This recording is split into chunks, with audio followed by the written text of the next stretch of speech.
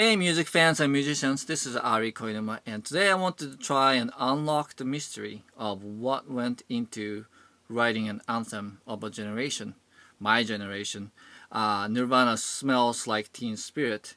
And we'll look at it from the four elements that go into making a piece of music, which is songwriting, arrangement, performance, and production.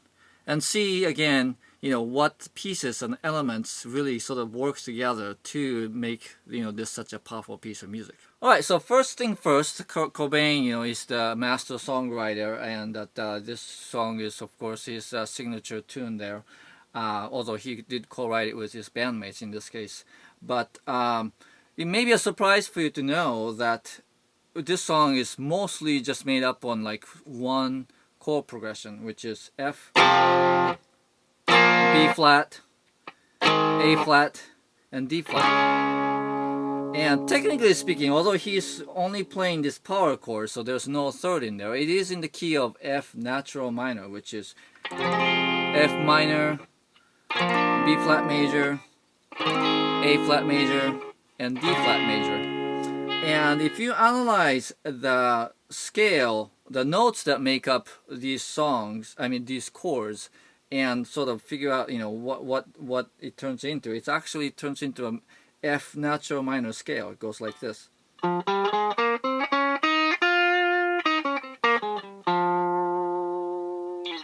Right? And when you look at a natural minor scale, you notice that it's of course sad, minor scales are sad, but there isn't a sense of resolution that you usually expect, that you expect to hear in any songs. Like if you play a major scale, like this, then you can say, feel that, oh yeah, when you got back to the last note of the scale, there was a sense of coming home and there was a resolution and you can just move on with your life. But then not so with natural minor scale. Yeah, there is a bit of a sense of that when you go down, but when you go up, there is just not.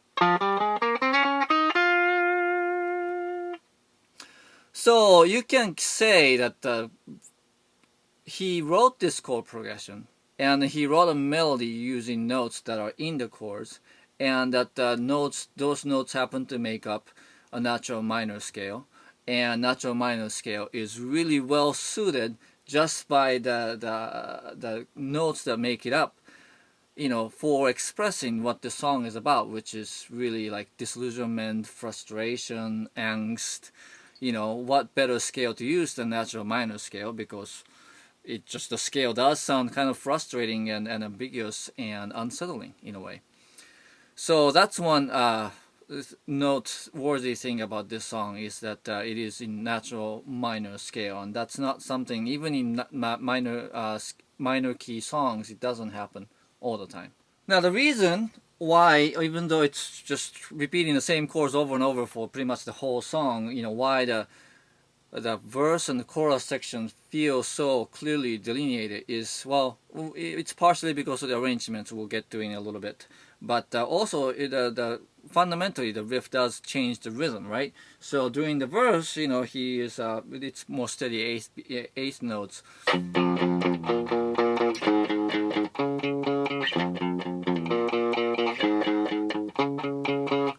And then during the chorus, he goes into the syncopated rhythm. It goes something like.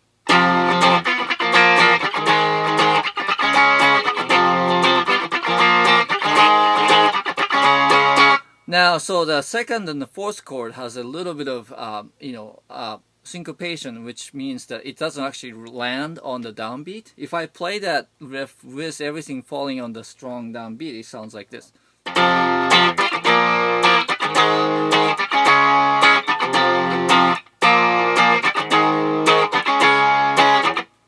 Yeah, see, that sounds really predictable and boring, right? So it's almost like a slingshot. You just kind of pull back some of the chords from landing on the expected place. You just kind of create this sense of pulling back so that it just has an explosive force to it.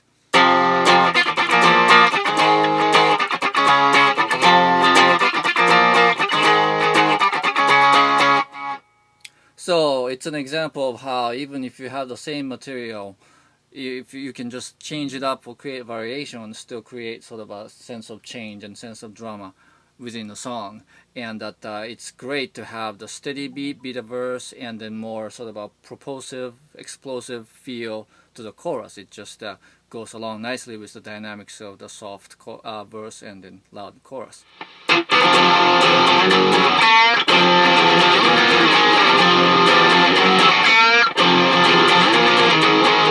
So the only deviations that we hear in the song from that main chord progression is this one that comes up in post-chorus section.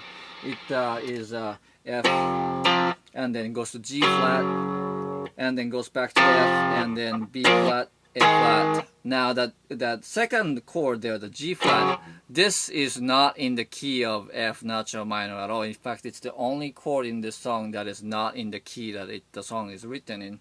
And when you place an out of key chord, especially just all of a sudden like that, in fact, in this this note is this chord is like a flat second in the key of F minor, and that's like the most gnarliest, most dissonant, most angry sounding chord there is. So that just adds a sense of like, you know, you hear that and you're like, ooh, you know, it's just the shock and the angst and the dissonance of that chord really sticks out, and it further emphasizes the character of the song. So as you can see from the chorus and harmony point of view, he knew that what he had was something really frustrating, something really angsty, and I know that the music was written first before the lyrics.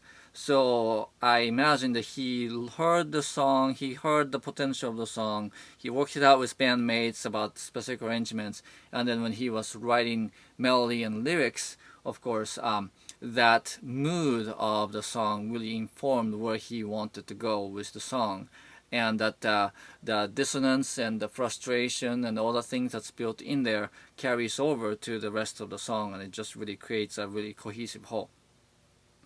So let's look at the melody next. Here is the verse melody.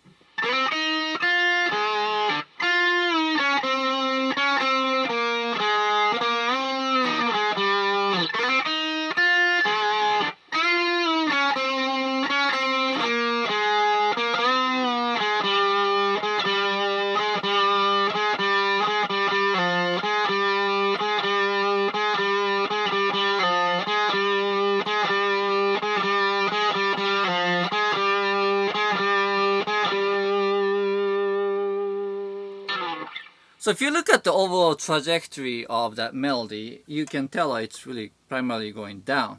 But it's not a sort of smooth ride down, and that there are some interruptions and gaps in there. What you want to know about melodies is that when it goes up, it builds the energy of the song, and when it goes down, it sort of settles the energy of the song. So you can say that overall this song is kind of going from high place and then, you know, sort of having the energy come down. But then there's a big gap in the middle, isn't there? It goes so it's like it goes start going up and then there's a big letdown, and then it goes up again, but then it just sort of starts going down again from there. And so just listening to the melody, you can tell that, again, this is not exactly a happy song, and that there is a letdown in there. There is a disappointment in the melody. And then where it ends, you know, from that phrase.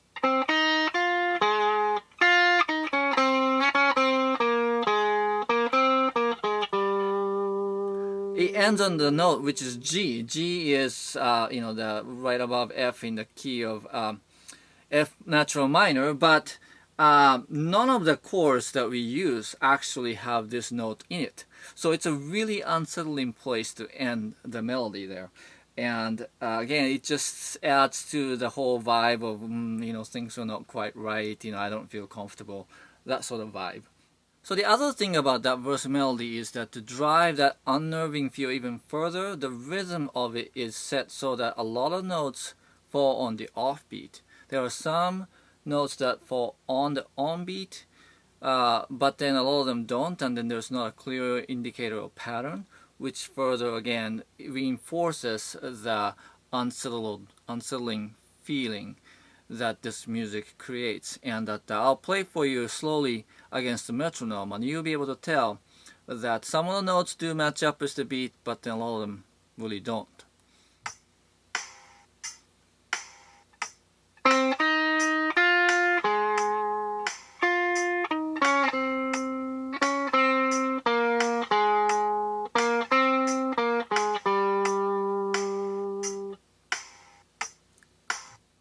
So after the verse melody, again we end on the G, and then actually Kurt goes on to emphasize that how unsettled that G is against the chords, all the chords that don't have that note, by just keep going back there between A flat and G.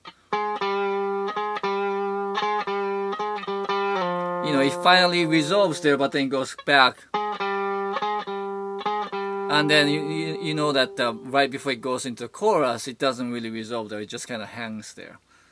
And that it's a great setup. The repetition is a device in music that helps to build tension. And then by building tension on the note that is not in the chord, it just creates a sense of dissonance and anticipation. And that it's not a happy one. It's just build up to something, again, angry or explosive in this case. So the next up, the chorus melody is just a series of downward phrases, very short ones that are just kind of all over the place. So it goes from, and it goes up way up here.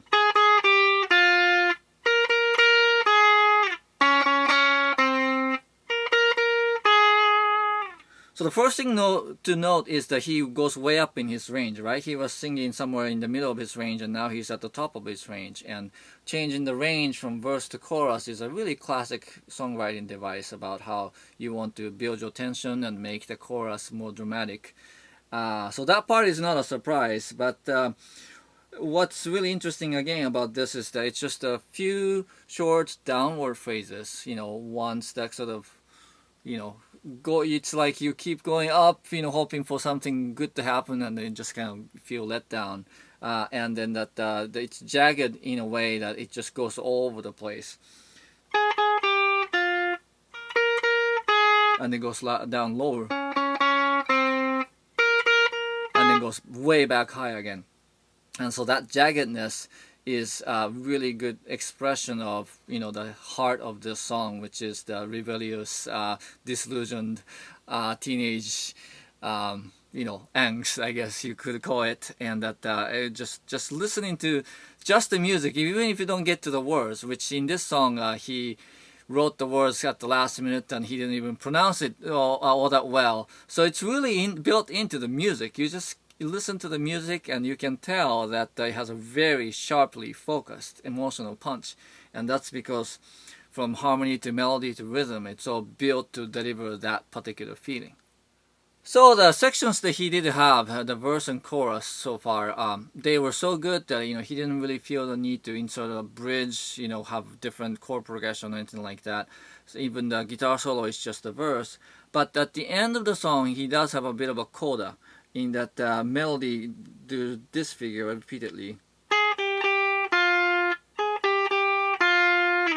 and that's A flat to G to F, and then remember back in the verse, he ended the phrase in the G, and even before the chorus he emphasized the G note, and that create a sense of frustration. Well, that sense of frustration is finally resolved at the end, but this being a minor key, it is kind of a tragic and sad ending, really. And then that by repeating it, he is sort of really driving that point home that this is not a happy song. All right, so having looked at the composition of the music, let's look at the lyrics next. A very important piece in songwriting. But in Nirvana's case, he didn't actually care that much about really delivering the words. He didn't particularly enunciate the words really clearly. And most of us, I never looked at the words until like actually I started working on this article or this video. And that looking at the lyrics, I'm just amazed by how good it is.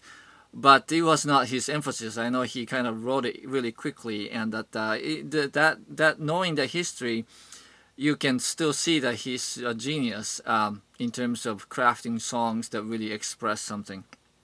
And that this lyrics is in the style what I call impressionistic lyrics. And by that, what I mean is that he's not trying to tell a cohesive story, or he's not even bothering to make sure that people understand what the situation is or what the message is or anything like that. He's just kind of sort of splashing images and words and metaphors and sort of using that for both their sort of meaning of sort of the words, but also how they sound and how they sort of fit with the melody, to sort of create a picture of how you're supposed to feel without really figuring out what the story is or having plenty of room for interpretation in terms of what the song is really about. And that's like my favorite kind of lyrics writing, is that there's not a concrete sort of a one way to understand it, but in terms of how you're supposed to feel about it, that is crystal clear. And that if he wrote this, that fast, man, I mean, he's just a talented writer. That's all I have to say about it.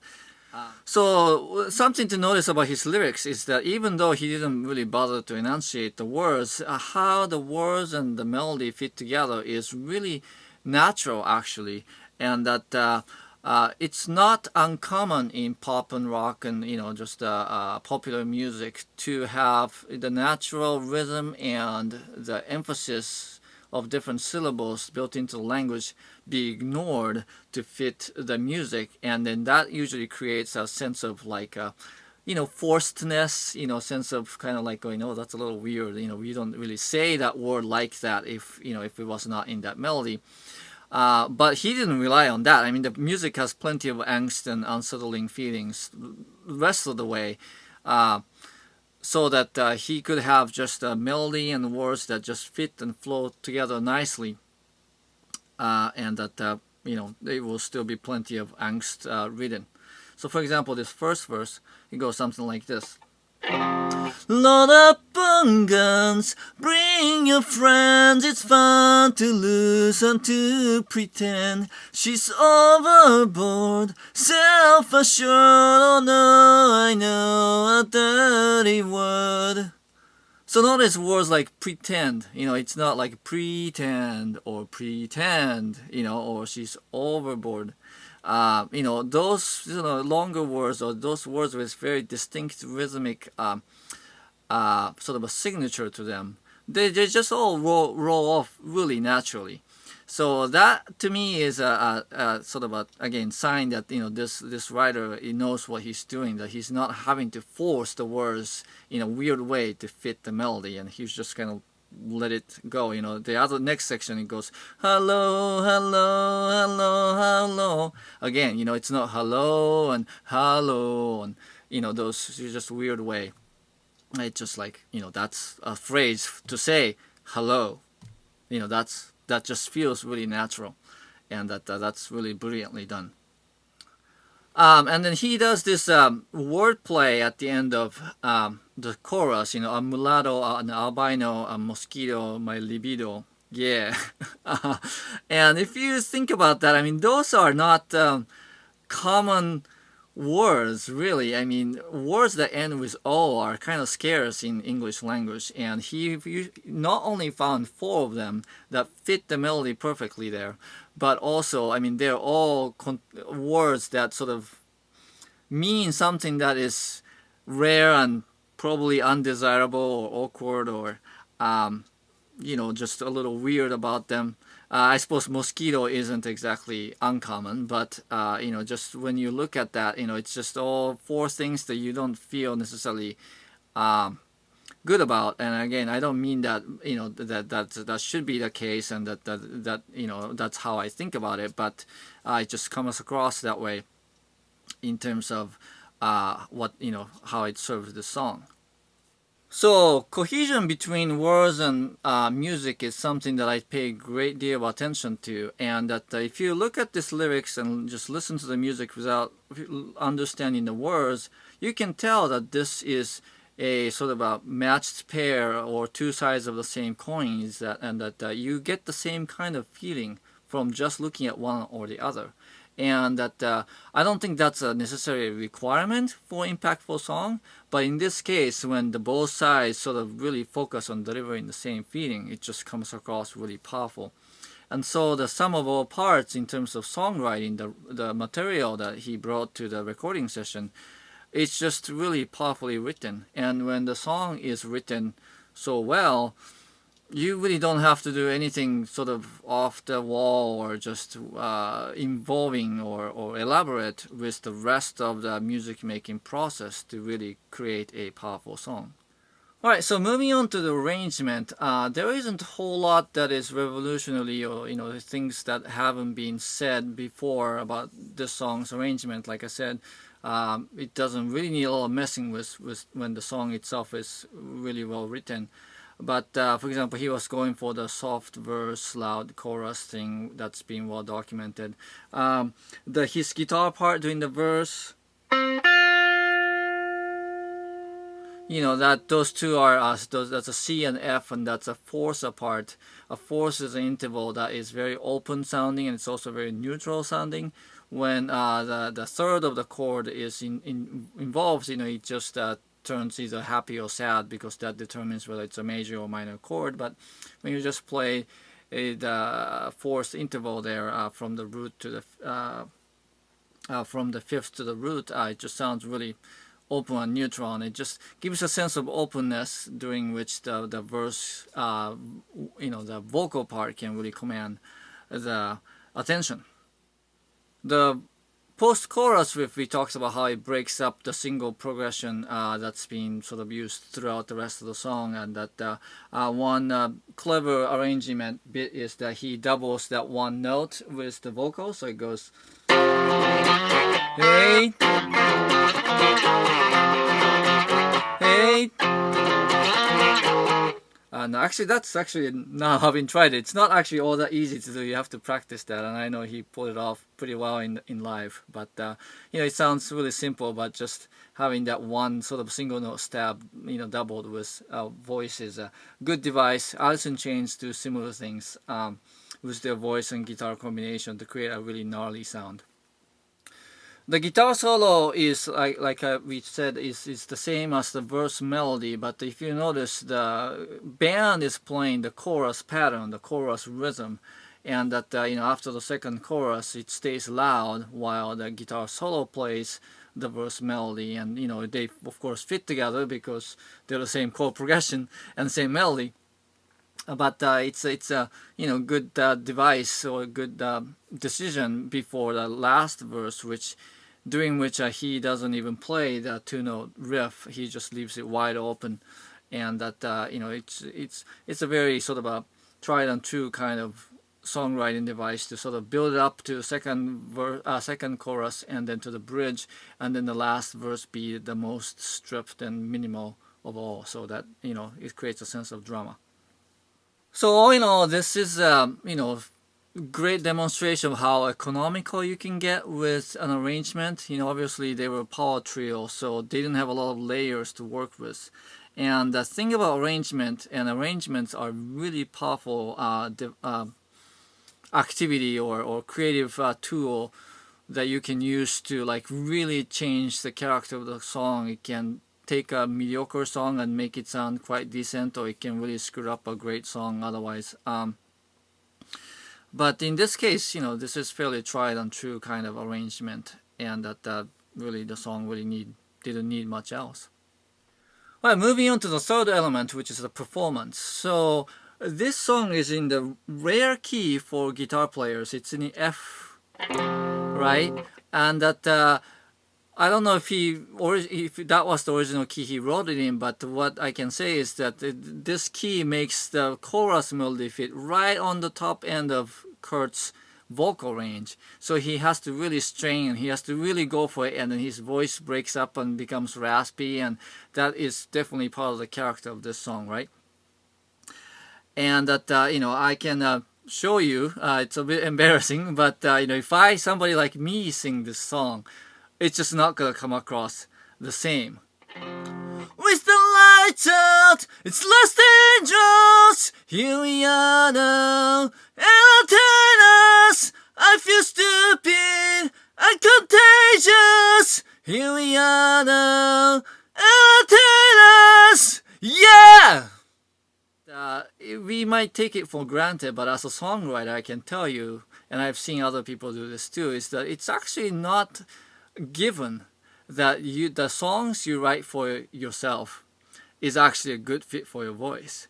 It's just as a creator, it's just sometimes easy to get attached to a particular sound, even though if you don't actually have it, you just get this idea that you can express something, and then you write something, and that you try it out and you record it and you listen to it and you're like, that doesn't really work. And that what part of the challenge for us musicians and singers is you have to sort of write or pick material that suits well for your voice.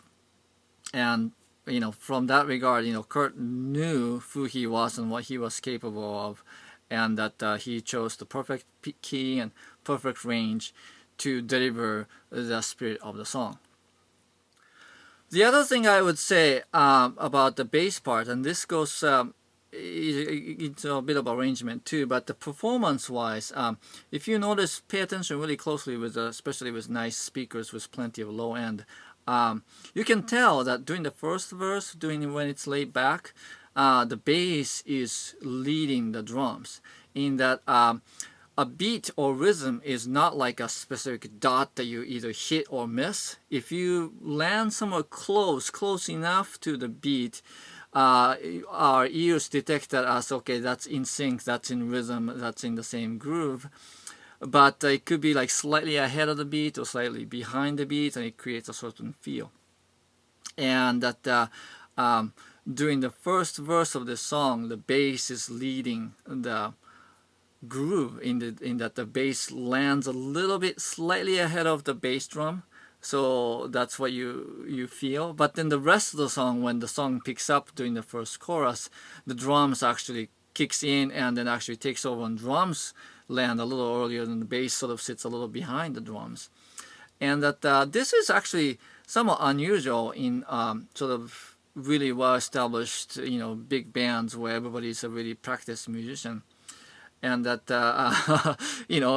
Dave and Chris Novoselic might argue that they weren't quite there yet at this time. But musicians tend to develop habits of how you relate to the groove, and most people stick to a certain sort of way of landing your note in relation to the beat, the absolute mechanical beat, and that doesn't change a whole lot usually. But in this case, it did change in the middle of the song, and I'm sure Butch Vig, the producer, kind of had them do several takes or whatever, and that they just picked the best one, and that's what they had. But I've seen their footages of their live performance, and that's not always the same. So on that day, on that take, they played it so that the bass is leading during the layback part of the first verse, but in the rest of the song, the drums are leading the groove, and that sort of imperfection really adds to the humanness of this recording, something that you can't really recreate with digital sort of programmed music, because they always match up precisely, and that's a particular feel too. I'm not saying that that's wrong. There's anything wrong with that, but it does come across mechanical or artificial, and that the humanness of the recording is comes in this form of things sort of shifting and dynamic, and you don't know exactly what's going to happen from take to take or from performance to performance. Alright, finally about the production. Again, there's nothing that's really revolutionary or out of ordinary here. Again, they just chose to let the song speak for itself, and I think that was a wise decision. The opening scratchy riff is dry, and then even when the band kicks in, the reverb is not drenched. The guitars are pretty crunchy and harsh sounding, so I suspect that there was a guitar pedals involved in generating that distortion, and it's not all coming from a tube amp. For those of us guitar players, I know that the Kurt favored certain distortion pedals. The mix sticks to a fairly tried and true approach, and most part there are just the little subtle things. If you again listen to it with full range speakers, you can tell that this is a recording where the bass and drums are kicked way mixed, way loud, and they're way up front in the front. And that with this kind of rock music, it's not uncommon. It's usually the guitars that are really up front in your face. You hear the guitars on right and left, and they're like really in your ears. But in this case, it almost sounds like the bass and drums are like the closest thing to you, and then the guitars might be like slightly behind, or at best it's sitting in the same distance, which I think is interesting. But again, this is a power trio situation, and that guitars during the verse, for example, is not really carrying the groove there. So I think that in the mix they decided that really the low end needs to be turned up to be able to really fill it up and to carry the groove there. The pre-chorus hello section, it becomes obvious if you listen to it with the headphones that during the verse and chorus the vocal is squarely in the middle, but then during the hello they doubled it and then spread it to two different sides, and that sort of breaks up the monotony of always feeling like you're listening to one person standing in one place. It just gives it a more studio recording kind of vibe there. The other subtle thing is the guitar solo does move from left to right in the stereo field. Again, it's something that you might notice if you listen to it with headphones, but they don't move it very fast, so it's not really a noticeable thing, or if it's not a technique that's calling attention to itself. But the shifting of the voice in the mix again further emphasizes the notion of feeling unsettled, those things shifting and not really settled down. So that's a subtle thing that in the mix they did to sort of support the feel of the song. Alright, so Smells Like Teen Spirit is a great example of how brilliant song, you just write it and then the rest will just sort of flow from there. You let the song speak. There's no gimmick, no tricks needed to save this song. It just I spent a lot of time talking about songwriting because that's really the heart of the matter here, and that it's really easy to make thick arrangements, thick production, and try to really tinker with stuff, especially nowadays in the digital age. But with this song, it's good that it was just left to the human performance of a brilliant song, and the result speaks for itself. So as musicians, I really believe that this is a model that we should follow. Well, of course, depending on the genre of music you're operating in. But if you're into rock band and rock music, what you want to do is write great songs and be able to execute it really well. Not too perfectly, but be able to execute it in a way that it really says something. And then the production and stuff can just sort of stay out of the way, do what's necessary, and then not do anything that really is off the wall there. And that there is a great sense of economy and effectiveness in that he doesn't have to put a lot because the song itself is brilliant. Just the minimal things just to fill up the space or to leave things empty, and use the contrast with what you have to really sort of create a shade of light and dark, and to soft and loud, and then that will create the punch that you really need. Finally, I want to comment on the point I made earlier, or enhance upon it, in that Curtin and his bandmates knew who they were and what they were capable of, and wrote songs that really took advantage of what they could do, and that it's easier said than done, and it sort of flows from really knowing who you are. And this applies to not just music, to just about everywhere in life. Knowing who you are, what your strengths are, and just trying not to be everything to everybody, and just sticking to your guns, and writing songs and delivering the goods based on what you can do. And that when you do it really well, that can make a great impact and make a great difference. And that's a lesson that we can take from this song and to apply it to the rest of our lives.